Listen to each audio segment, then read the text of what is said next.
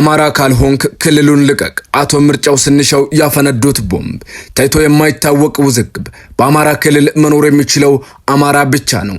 የቅማንትና ያጋው ማንነት ተካድም። የአቶ ምርጫው ስንሻው ንግግር ያስከተለው ከፍተኛ ቁጣ። ትዕዛዝ ብቻ ነው የሚጠበቀው። ጀነራል ተፈራ ማሞ አገዛዙን የሚያርበደብድ መርዶ አረዱ። ጽምዶ ጥምሮ እየመጣ ነው። የ4 ኪሎ ኔርቭ የበጣጠሰው አዲሱ የሰሜን ወታደራዊ ስትራቴጂ ከምድር የተመታው አገዛዝ ሰማይ ላይ ተሰቅሏል። ዛሬ በኢትዮጵያ ፖለቲካ ሰማይ ስር ሁለት ግዙፍና መልክዓ ምድር ቅርጽን ሊቀይሩ የሚችሉ የመሬት መንቀጥቀጥ የሆኑ ዜናዎች ተከስተዋል። በአንድ በኩል የህልውና ስጋት፣ በአማራ ክልል አማራ ካልሆንክ መኖር አትችልም የሚል እጅግ አነጋጋሪና አስደንጋጭ አዋጅ በአቶ ምርጫው ስንሻው ተደምጧል። ይህ ንግግር ክልሉን ወደ ምን አይነት የቀውስ አዙሪት ይከተዋል? የማንነት ጥያቄዎችና የታሪክ መካዶችስ መጨረሻቸው ወዴት ነው? በሌላ በኩል የድል አዋጅ፣ ስራችንን አጠናቀናል፣ የቀረው የአዛዦቹ ትዕዛዝ ብቻ ነው ሲሉ ጀነራል ተፈራ ማሞ አገዛዙን መንበር የሚያናውጥ መርዶ አርደዋል። የሰሜኑን ካራ የሳለውን የአገዛዙን የኔርቭ ሴንተሮች የበጣጠሰው ጽምዶ ጥምር ኃይል ለምን የመጨረሻውን መለከት ነፋ? 4 ኪሎስ ለምን ስጋት ላይ ወደቀች? ከማንነት ክህደት እስከ ወታደራዊ ስትራቴጂ፣ ከፖለቲካ ድንክነት እስከ ጀነራሎች የጦር ሜዳ ትንተና ትኩስ ሚዲያ ልዩ ዘገባ ዝርዝር ጉዳዮችን ይዞላችሁ ቀርቧል። እናንተም አዳዲስ ወቅታዊ መረጃዎች ሲለቀቁ በፍጥነት ወደ እናንተ እንዲደርስ ሰብስክራይብ በማድረግ የደውል ምልክቷን እየነካችሁ ቤተሰብ እንድትሆኑ እየጋበዝን ወደ ዝርዝር መረጃው እንሸጋገራለን። በቅድሚያም በአማራ ክልል መኖር የሚችለው አማራ ብቻ ነው ሲሉ የአማራ ጊዮናዊት ፓርቲ ሊቀመንበር አቶ ምርጫው ስንሻው የተናገሩት ንግግር በመላ ሀገሪቱ ከፍተኛ ቁጣን ቀስቅሷል። አቶ ምርጫው በፋና ቴሌቪዥን ከጋዜጠኛ ዳዊት ጋር ባደረጉት ቆይታ በክልሉ ውስጥ ለዘመናት የኖሩትን ያጋው፣ የቅማንት፣ የአርጎባና የኦሮሞ ማህበረሰቦችን ማንነት ሙሉ በሙሉ የካዱበት ንግግር አድርገዋል። እነዚህን ብሔረሰቦች የህወሓት የከፋፍለ ግዛ ውጤቶች ናቸው ሲሉ የገለጹት ሊቀመንበሩ በተለይ በጎንደር አካባቢ ቅማንት የሚባል የለም ማለታቸው ታሪክን የመካድ አካሄድ ነው በሚል ብዙዎችን አስቆጥተዋል። ጋዜጠኛው አንድ ሰው እኔ አማራ አይደለሁም ቅማንት ነኝ ካለስ ብሎ ላቀረበላቸው ጥያቄ አቶ ምርጫው የሰጡት ምላሽ እጅግ አስገራሚ ነበር። ክልሉን መልቀቅ ወይም አማራ መሆን፣ ባጭሩ በአማራ ክልል መኖር የሚችለው አማራ ብቻ ነው ብለዋል። ይህ ንግግር የዜጎች በነጻነት የመንቀሳቀስና የመኖር ህገ መንግስታዊ መብት የሚጥስና በክልሉ አብረው የኖሩ ህዝቦችን ለግጭት የሚዳርግ ነው በሚል ሰፊ ትችት እየቀረበበት ይገኛል። ይህ የአቶ ምርጫው አቋም በሌሎች ክልሎች የሚኖሩ አማራዎችን መብት ለማስከበር የሚደረገውን ትግል ሁለት መደበኛ ያደርገዋል የሚሉ ወገኖችም አልጠፉም።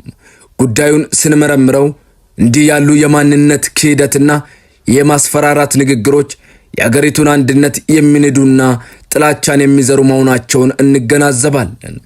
ክቡራትና ክቡራን ተመልካቾቻችን እናንተስ በዚህ ጉዳይ ላይ ምን ትላላችሁ? የአንድን ማህበረሰብ ማንነት መካድና ክልሉን ልቀቁ ማለት ለኢትዮጵያ ሰላም ያመጣል ወይስ ብጥብጥ?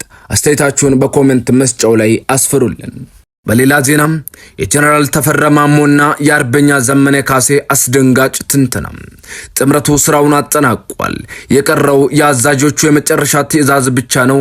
ይህ የተስፋ ቃል ሳይሆን በጦር ሜዳ ውሎ የተፈተነ መራራ እውነት ነው። ዛሬ የአማራውን ቆራጥ ጀነራል ተፈራ ማሞን ንግግር ማነሻ በማድረግ ያገዛዙን የኔርቭ ሴንተሮች ስለበጣጠሰው ጽምዶ ጥምር ኃይልና ስለ ሰሜኑ ወታደራዊ መልክዓ ምድር ጥልቅ ትንተና ይዘንላችሁ ቀርበናል። ጽምዶ ስንል አንዳንዶች እንደሚመስላቸው የቃላት ብሽሽቅ አይደለም። ይልቁንም መራራውን ጽዋ ለአገዛዙ የሚያጋጭ ወታደራዊ ቀመር እንጂ። ዛሬ አገዛዙ በጨፌና በፖሊት ቢሮ ስብሰባዎቹ ሰሜኑ ካራውን ይዞ እየመጣብን ነው እያለ ማረብ ይዞ እየየ የሚለው በከንቱ አይደለም። ራሳቸውን የፖለቲካ ቼዝ ማስተር አድርገው የቆጠሩት እና ኦህዴድ አማራውን ጥርስ አልባ አድርገው በኢትዮጵያ ስም ማደንዘዣ ስርንጅ እየወጉ በሴራ ሸምቀቀው አንቀው ወደ ግሎቲን ሊነዱት የነበረው ተንኮል ዛሬ ከሽፏል። አገዛዙ ትግራይንና አማራን በጠላትነት አቁሞ በመካከላቸው የጥላቻ ሽብልቅ ሊያስገባ ቢሞክርም ዛሬ ግን ሰሜኑ የራሱን የቤት ስራ እየጨረሰ ነው። በአማራ ላይ የለቀቁት ቲዲኤፍ ዛሬ በአማራ ገጽ ምድር እንደ መዳበሪያ የሆነ ይገኛል ይላሉ። አገዛዙ ሰማዩ የኔ ነው እያለ በጌታ አልናህያን ቦምብና በአዘርባይጃን ድሮን ቢመካም ምድሪቱ ግን ረመጦናበታለች። በድሮን ትከሻና በጦር ጀት ወገብ ላይ ተንጠልጥሎ ስልጣኑን ለማቆየት የሚሞክረው አገዛዝ የመንበሩ ምሰሶች መወላለቅ ከጀመሩ ሰንብተዋል ይላል። አሁን ሰሜኑ ካምፕ ውስጣዊ ተቃርኖውን እያጣራ ነው። አማራ አረሞቹን ነቅሎ አፍብንን አዋልዷል። ትግራይም ያገዛዙ አንቴና የሆኑትን ፖለቲከኞች ነቅላ ወደ አዲስ አበባ አግዛለች። ለአረም ጸረ አረም ለጋንግሪን ደግሞ ቢላ ተዘጋጅቶለታል። ትንንሾቹ ቀበሮች ሚሊሻው አድማ ብተናውና የተከዜ ዘቡ ሳይቀሩ በጽምዶ ቀዳማይ ስትራቴጂ መረባቸው ይበጣጠሳል።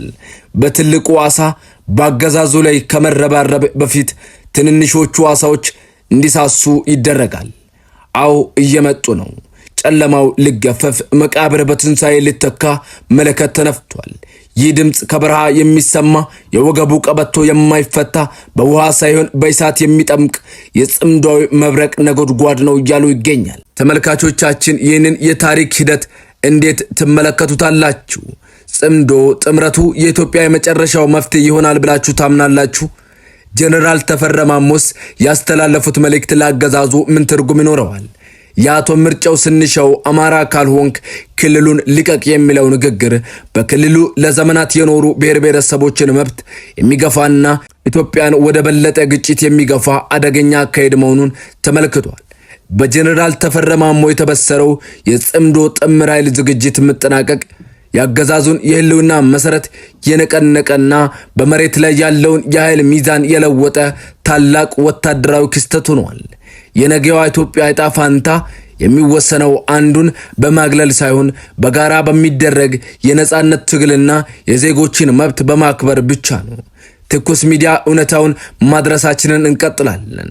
እናንተም ወቅታዊ መረጃዎች ሲለቀቁ በፍጥነት ወደ እናንተ እንዲደርሱ ሳብስክራይብ በማድረግ የደውል ምልክቷን እየነካችሁ ቤተሰብ እንድትሆኑ እያለን አብራችሁን ስለቆያችሁ እጅግ አድርገን እናመሰግናለን። መልካም ጊዜ